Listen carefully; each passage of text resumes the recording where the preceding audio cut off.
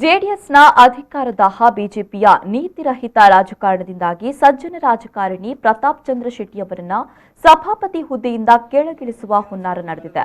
ಇದರ ವಿರುದ್ಧ ಜಿಲ್ಲೆಯ ಪ್ರಜ್ಞಾವಂತ ಜನತೆ ಹಾಗೂ ರಾಜಕಾರಣಿಗಳು ಧ್ವನಿ ಎತ್ತಬೇಕಾಗಿದೆ ಅಂತ ಮಾಜಿ ಸಚಿವ ಅಭಯ್ ಚಂದ್ರ ಜೈನ್ ಹೇಳಿದರು. ಅವರು ಮೂಡುಬಿದಿರೆ ಪ್ರೆಸ್ ಕ್ಲಬ್ನಲ್ಲಿ ನಡೆದ ಸುದ್ದಿಗೋಷ್ಠಿಯಲ್ಲಿ ಮಾತನಾಡಿದರು.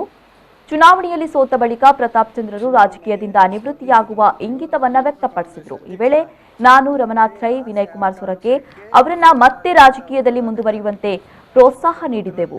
ರಾಜಕೀಯದಲ್ಲಿ ಅವರು ಕಳೆದುಕೊಂಡಿದ್ದೇ ಹೆಚ್ಚು. ನಿಷ್ಠಾವಂತರಾಗಿರುವ ಪ್ರತಾಪ್ ಚಂದ್ರ ಶೆಟ್ಟಿ ಅವರು ಕಾಂಗ್ರೆಸ್ ಆಡಳಿತದಲ್ಲಿ ವಿಧಾನ ಪರಿಷತ್ತಿನ ಸಭಾಪತಿ ಹುದ್ದೆ ಸಿಕ್ಕಿತ್ತು. ಹಿಂದೆ ಕಾಂಗ್ರೆಸ್ ಆಡಳಿತದಲ್ಲಿ ಬಿಜೆಪಿಯ ಡಿಎಚ್ ಶಂಕರಮೂರ್ತಿ ವಿಧಾನ ಪರಿಷತ್ನ ಸಭಾಪತಿಯಾಗಿದ್ರು ಕೂಡ ಅವರನ್ನ ಹುದ್ದೆಯಿಂದ ಕೆಳಗಿಳಿಸಲಿಲ್ಲ.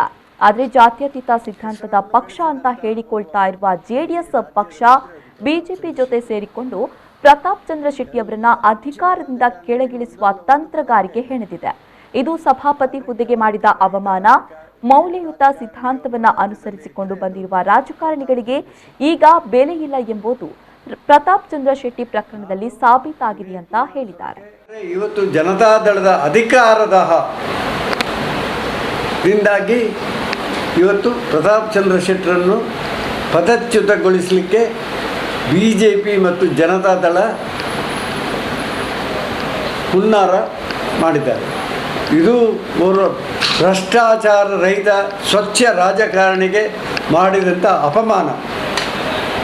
ನನ್ನ ಭಾವನೆ, ಇವತ್ತು ಕರ್ನಾಟಕದಲ್ಲಿ ಸ್ವಚ್ಛ ರಾಜಕಾರಣಿ, ಭ್ರಷ್ಟಾಚಾರ ರಹಿತ ರಾಜಕಾರಣಿಗೆ ಬೆಲೆಯೇ ಇಲ್ಲ, 3 ಕಾಸಿನ ಕಿಮ್ಮತ್ತಿಲ್ಲ ಎಂಬ ಭಾವನೆ ಹುಟ್ಟುತ್ತಾ ಇದೆ.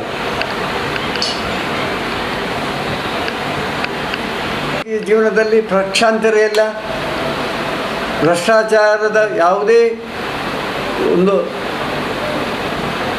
ಆರೋಪ ಅವರ ರಾಜಕೀಯ ಜೀವನದಲ್ಲಿ ಇಲ್ಲ.